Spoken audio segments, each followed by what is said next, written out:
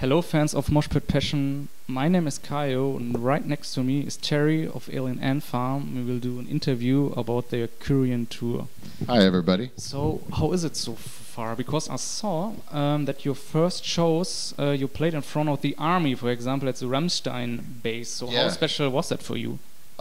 You know, we really get a big charge out of doing these military shows.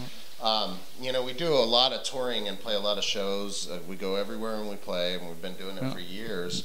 But when we get to go do that, it's very special. Yeah. It means a lot, you know, to be able to bring a piece of home to these people that are making a sacrifice. And they, you know, they tend to not see their family much, or even if they do, sometimes they'll have their family with them on the base or whatever, but still, you miss things at home. You miss, like, you know, being able to just go see a concert. It's a simple thing, but you don't get to do it all so much, and it becomes some of the most fulfilling work that I've ever done in my career. Just seeing, like, the troops, how excited they get. They get so excited, and it really is a rush. I love it. So this is we've done it over the years. We've done a lot of work for Armed Forces Entertainment and some work for USO. So we've done Asia, you know, Japan, South Korea. And now to finally get to come to Europe and go to some of these really big bases, like you said, Rammstein is like huge. And we played in the food court. It was great. Yeah, because it was like a mall at the EX. It's huge. And they set up a concert right in the middle of the food court. Crazy. So, yeah, but it was crazy. It was the most wild show of the 5 that we did. Nice. So usually, how does this work out if you plan a tour? Is the promoter coming up with you with this kind of option, or are you saying, hey, maybe we can do something with our friends in the army? Yeah, I think that we've put it out there that we have an agent that takes care of our touring and stuff, and no problem. Don't fall. Yeah. But we kind of put ourselves out there and let it be known that we want to do that kind of work because it's very cool, and then our agent goes from there and talks to these other talent buyers that work for Armed Forces Entertainment or whoever, and then they coordinate, and if they can make the schedule work and everything falls into line, then we get to go do it, and it's like I said, it's awesome, it's fun, nice, really cool stuff. So you are touring since, I guess, 3 or 4 years after the release of Always and Forever now, and it's also your 3rd time here in Germany. And the time before, you were always skipping Germany due to different reasons. But would you say this kind of rebuilding during the 3 or 4 years was worth it? Yeah, absolutely. You know, we've had a very strange career, you know, and lots of ups and downs. And you know, there was a time when, you know, the band didn't do much, or I was out of the band, or you know, which created, you know, great spaces of time between records. Excuse me. No problem. But we you know, even Always and Forever, like that album is so old now. But yeah, it was a situation where when we first got back together as a band, there was a lot of offers in the UK. The UK, we did a lot of work there and became big there, etc., and done the festivals. And in the early days, we used to go, you know, all over Europe and come to Germany and whether it be Netherlands, France, everywhere. And you know, that just kind of was something that fell away from us because of the circumstances of our band. And now we're kind of, you know, we started getting offers to work in the UK again, which was, you know, we weren't surprised. That was, you know, we do a lot of work there. But now we're trying to do bigger circles so that we can kind of build it back up. Get to a place where it's easier to come over here and do business and take care of the fans that, you know, really want to see us over here, and hopefully get a new record soon. So once we put out a new record, then we'll probably tour all over on it. It's P. So I want to talk about your new record a little bit later, but I want to ask you, after all these years in the music business, what would you say is the biggest personal struggle that you recording records, put a lot of money into it and nobody is buying it because of downloading and streaming, or the constantly touring that they were away from home, from your families, and also the stress you got and have to deal with that? Sure. I mean, all of that is true. You know, is it a different landscape now as far as the way music is shared and sold and distributed? Yeah, it's way different than when we first started. So, you know, that. To me, I think it's interesting to learn. You know, it's you learn the way that a lot of kids are doing it now, and you adapt to that, and that's what you have to do. So to me, it's kind of challenging and fun. Touring is always going to be like, the older you get, the harder it gets. You know, it's always going to be like that. I mean, we're all getting, you know, pretty up there in age. We've been doing this for a long time now, and but I don't think we would do it if you know, it's worth it. If it wasn't worth it. It's something that's like kind of in our blood. You know, we all have, when we were younger, it was like being a pirate, you know, and you're crazy and you're on a pirate ship and you go port to port and raise hell. The older you get, you have, you know, children and households and you know, what do they call it? Adulting. You have to do adulting is what they say. And so that can create a little bit of anxiety or like, you know, just a little harder circumstances to be away from home. But again, I wouldn't be out here if I couldn't handle it, or if it wasn't just completely in my skin and my structure. It's what I do, and you know, even and when it comes to things like anxiety or whatever, that I do struggle with anxiety. I was just meditating before the interview because I'm trying to get a handle on it. You know what I mean? The older you get, the more you think too much. Sometimes you get inside your head, the enemy mind, and but then again, that's fun for me to learn and challenging to learn how to control it. I tend to have a little more anxiety when I'm home. And again, because when I'm on the road, it's very comfortable and routine, and I know what I'm in for, and it's something that I've always done. So when I go home, all of a sudden it's all this pressure of like, you know, I don't have the routine, I don't have it all out on paper in front of me anymore, and I have to go home and, you know, work on the house or do my wife's list of things, you know, and that can kind of like trigger a little bit of, if you don't decompress right, then you can have a little bit of an issue, you know. Okay. Last question was about the changing of the music business, and I remember your third record, third draft / Up in the Attic, was first a self-release. Could you imagine in these days to do it again? On your own label, or is it something where you say? I mean, well, it's something that's doable.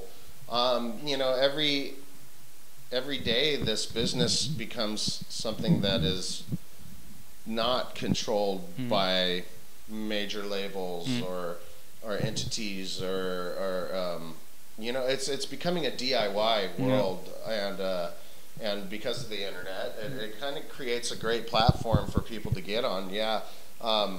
I was actually not in the band when they did that whole third draft and then Up in the Attic. That was when my time away from the band. Joe Hill. I went to junior high with Joe. He's my friend for so long. Anyways,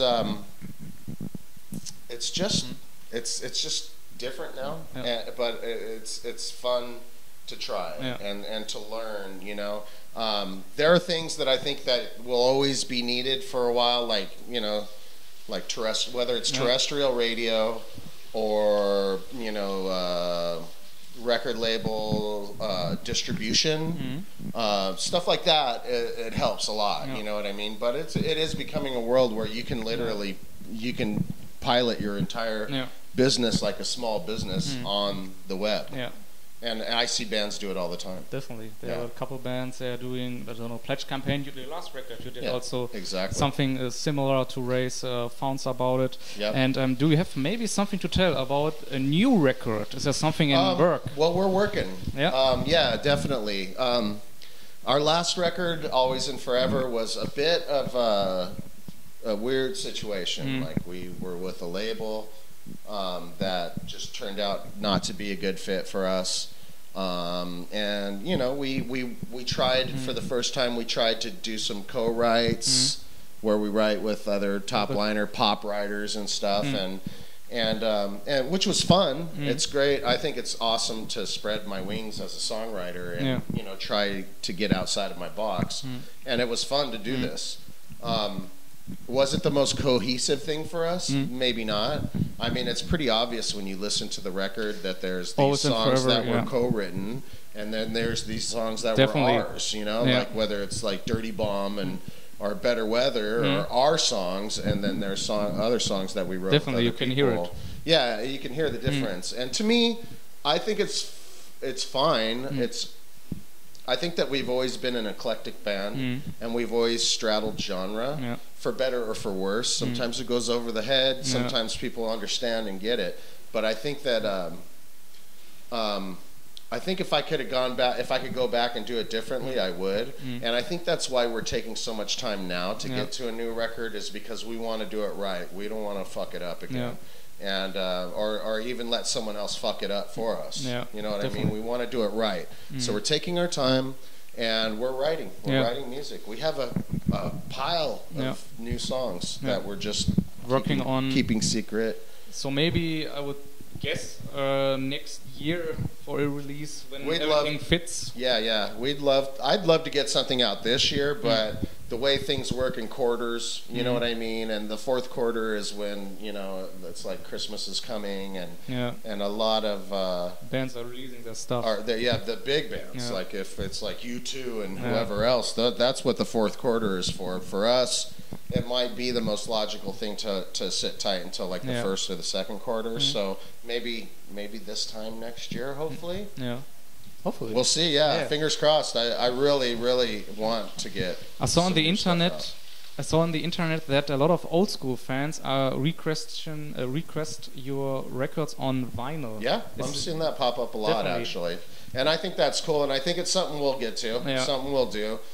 We have like other things in front of us right now, but I would love to get, I'd like to go back and make all the records on vinyl and then do a new release with vinyl, because I mean, I collect at home. Definitely. I have vinyl days where I sit and I play records, and I love it. Nice. I love the format. Nice. I contacted you a couple of years ago when I was doing an interview with Papa Roach. It was actually with Tony, and he was picking different records, and there was an Ant Farm record. Okay, and I remember this. I sent you the video, and he was telling a story where he said that Papa Roach was playing in near your arena, your hometown, and they invited you. You were there and said, "Hey, let's do a house party." Mike is doing a big party at his house, and Tony said they were, and he was like, "There were so many strange things I can tell." Can you tell maybe what kind of strange things Mike has in his house? What's so funny about him? Things? You know, I don't know. I think he might be the strangest thing in his house, Mike himself. Okay, that's it. You know, but that's funny that you say that. I mean, you know, honestly, like we grew up with Papa Roach. Tony is like the new guy. I mean, he's been in the band forever, but you know, when he came into the band, it was, you know, we weren't hanging out so much anymore, and we'd see them every now and then. And you know, we came up with Dave Buckner and whatnot, and if anybody knows the weird shit that we do, it's those guys. And you ask like Jacoby or Jerry or whatever, you know, or Tobin, those guys have, you know, guys were there when we were in vans staying on each other's floors, you know what I mean? So they've seen the real kooky shit. I don't know about what Tony saw, but you know, he seems easily enamored. So nice. I do have definitely write a book about it. It's also about your relationship. One day, It'd be fun. Blood Brothers. Yeah, it's a nice song. by the way, for Papa Roach. Yep, exactly. So yeah, I see our time is running out. Thank you very much for the interview. Absolutely, no problem. Thanks for having me. There's one question left because our magazine is called Moshpit Passion, and our interviewer, he or she, should tell his or her favorite moshpit experience. Where was he into? Like, from your youth day, you remember where you, I don't know, stage dive to Pantera or something like that? Yeah, I mean, there's so many. Yeah. And I can't remember them all, but I mean, when I was young, I was all about, it's funny how when you get older, though, when you go from this kid on the side of the pit, that's kind of scared, and then you end up getting in the pit the first time, and it's a rush. It's insane. You got to do it again. And then you go from the person in the pit to the person that goes the wrong way in the pit, and then sometimes the guy that stands in the middle of the pit. But then I graduated to crowd surfing and stage diving, and then I didn't care about like slamming so much. I just wanted to get on stage and jump off, which was funny. But I grew up, going to like hardcore, New York hardcore, a lot of LA punk bands, a lot of metal. That's what I grew up on, and I was going to Fender's Ballroom all the time. I don't know. There was a time. I went to Fender's Ballroom in Long Beach, and I went and saw a band that I was really, really into when I was a kid, a little band called Agnostic Front. Oh, yeah, and hardcore from the first generation. And I met Roger Merritt that night and Vinny Stigma. I shook both their hands. I was just a young dude, you know, but I was just like, oh my God, these are dudes that matter to me. And anyways, I remember that Fender's was a pretty rough place. Like, there was like a lot of like gangs, and inside and outside there was gangs. If you went outside on the street, it was the Crips, or if you were inside, it was like the South Bay Skins, or like the Dehumanizers, or whoever, like just skinhead gangs or whatever. Or then there was the suicidal crew, like the Sui Boys from Venice. And it was this crazy thing of everyone coming together. And some of these dudes were downright frightening to me, especially as a little kid, But I remember getting in the pit, and I was like side by side with old hardcore dudes and like suicidals and just this whole melting pot of different people. Culture, thinking. It was just like all these different styles of punk rockers, and there was a difference between everybody, but everybody was there for the same thing. You know what I mean? And I felt it. I felt that. I was like, whoa, I'm part of something really big right now. That's more than just slamming into each other to music. Like, it was a bit of a unity thing. And that rang true in my head still to this day. It's very cool. Thank you very much for your time, for the interview. Wish you all the best. And if you want to say or share anything to our viewers, you can do it now. Thank you. It's an absolute pleasure to be in Germany again and to be here trying to build up, a fan base again of music lovers that enjoy our music. We try to keep it hard because we know Germans generally like hard music, and I'm a metal guy, and hopefully we're going to have a nice collection of songs again that we can bring over here and tour on, and just keep doing it over and over again every year. I'd love to. So, Alien Ant Farm. Thank you, man. Yep. Freunde, ich hoffe, euch hat das Interview gefallen. Damit ihr keine Videos verpasst, abonniert unseren Channel. Auf unserem Kanal findet ihr noch weitere interessante Interviews mit namhaften Bands. Schaut euch auch auf unserer Facebook-Seite herum, wo wir exklusiven Content wie interessante Beiträge, Konzertfotos oder Videos uploaden. Auf unserer Webseite www.moshpitpassion.de findet ihr CD-Reviews, Konzertfotos, Konzertberichte, Interviews und vieles mehr.